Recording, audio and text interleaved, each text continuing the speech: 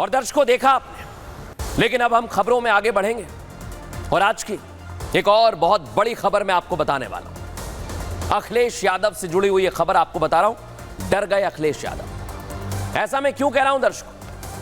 क्योंकि अखिलेश यादव लगातार सवाल उठा रहे थे, लेकिन अब उन्हें डर लग रहा है कि कहीं मुकदमा तो दर्ज नहीं हो पाएगा। दिखाता हूं आपको, इसकी पूरी एक्सरे रिपोर्ट हमने तैयार की। अखिलेश यादव, आपको याद होगा दर्शकों, बदमाश मंगेश के एनकाउंटर के बाद योगी सरकार और पुलिस पर फायर हो गए थे। एक के बाद एक आरोप लगा रहे थे।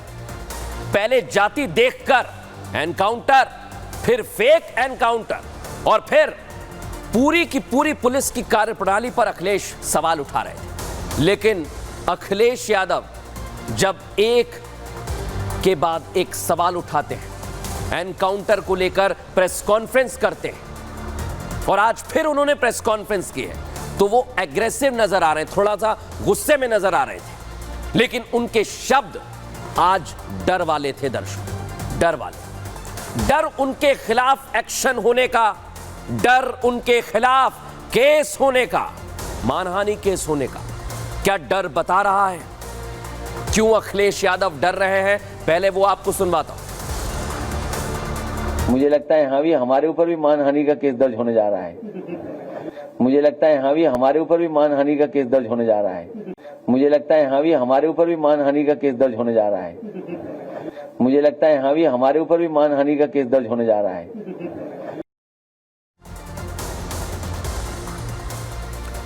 तो सुना आपने दर्शकों, अखिलेश यादव कह रहे हैं कि पुलिस हम पर केस दर्ज कर देगी। केस दर्ज करने की बात अखिलेश यादव कह रहे हैं। और सोचिए, जब अखिलेश यादव इस तरह की बात कहते हैं तो उसके पीछे की बहुत सारी वजह है, वो इस रिपोर्ट में दिखाता हूं।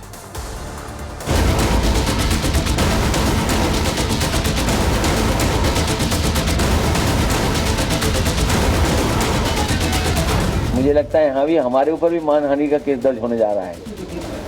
मुझे लगता है यहाँ भी हमारे ऊपर भी मानहानि का केस दर्ज होने जा रहा है। आखिर अखिलेश यादव को अचानक ये डर क्यों सताने लगा? अखिलेश ने मानहानि होने का अंदेशा क्यों जताया? अखिलेश ने बयान भले ही हंसते हुए दिया हो, लेकिन हकीकत वो जानते हैं कि आखिर ऐसा क्यों होगा। मंगेश एनकाउंटर को लेकर समाजवादी पार्टी के मुखिया ने सोशल मीडिया पर सवाल खड़े किए थे।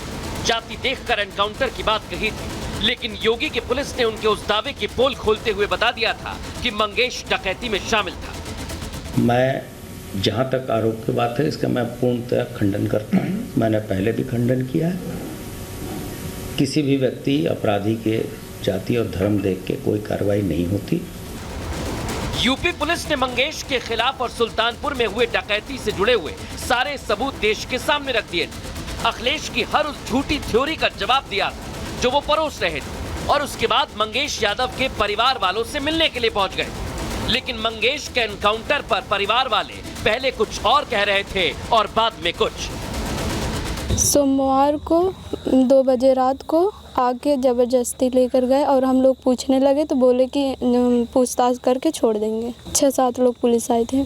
क्या इनाम उनके ऊपर पहले से क्या घोषित था? कुछ ऐसा इनाम पैसा? नहीं, कुछ नहीं था। कुछ है? कुछ नहीं। यहाँ नहीं है।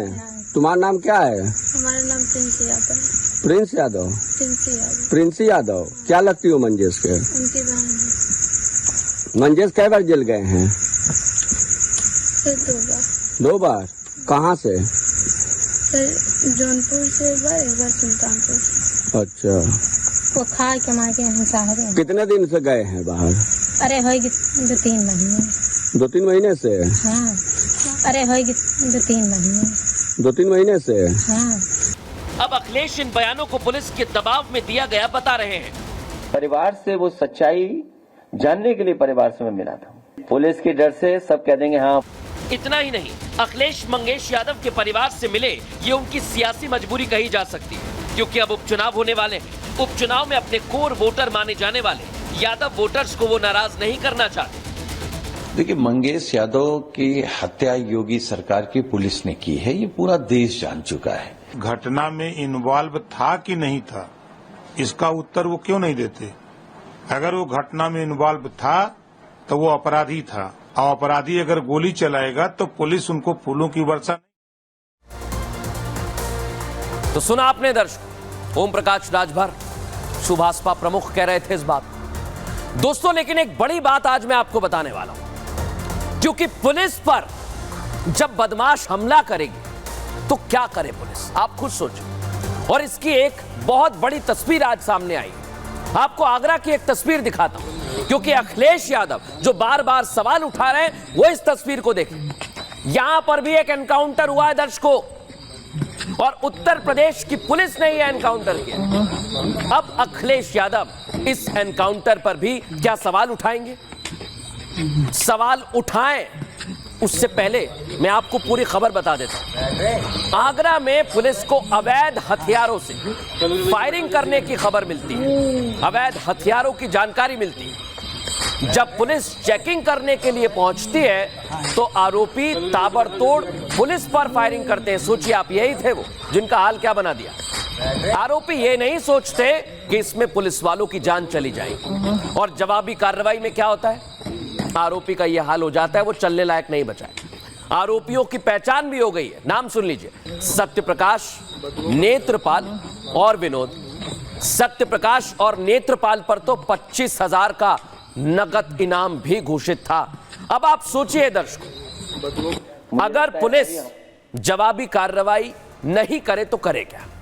और इसलिए आज हम अखिलेश यादव से भी सवाल पूछ रहे हैं कि क्या पुलिस इंतजार करती रहे कि आरोपी फायरिंग करके भाग जाएं और पुलिस बढ़िया बैठी रहे, या फिर यह इंतजार करे कि आरोपियों की गोली से कोई पुलिसकर्मी शहीद या घायल हो जाए?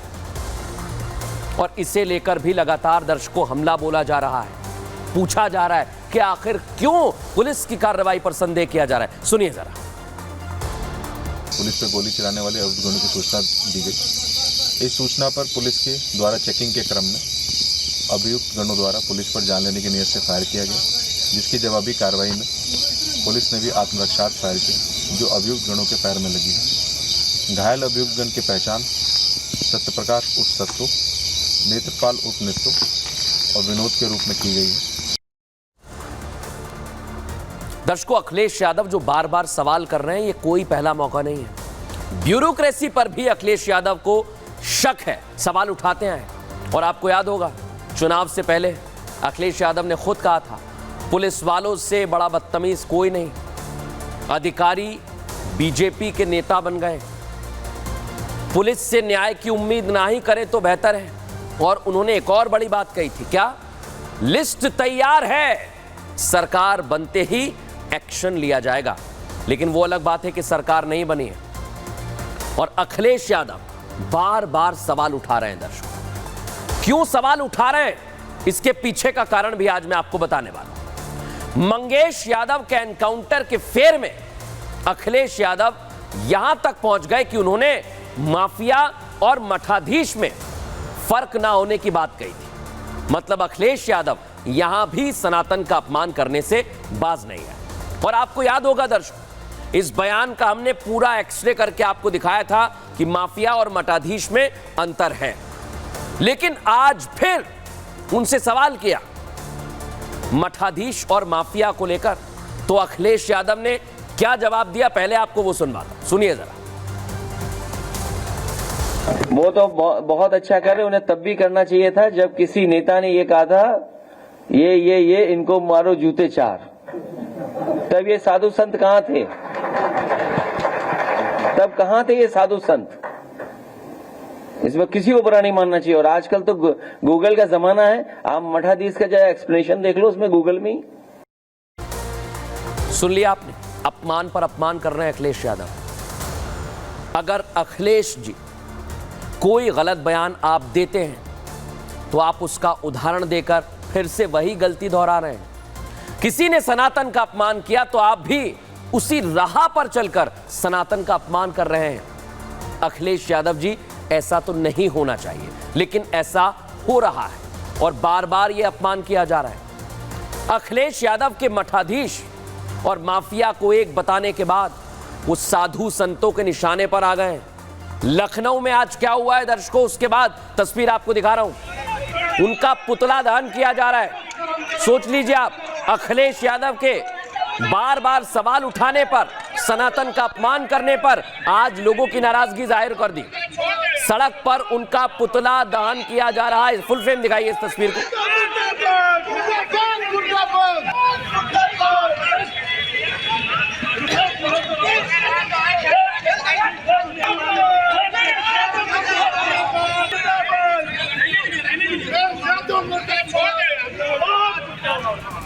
देख लिया दर्शकों आप, लेकिन ये सियासी वार पलटवार चल रहे हैं।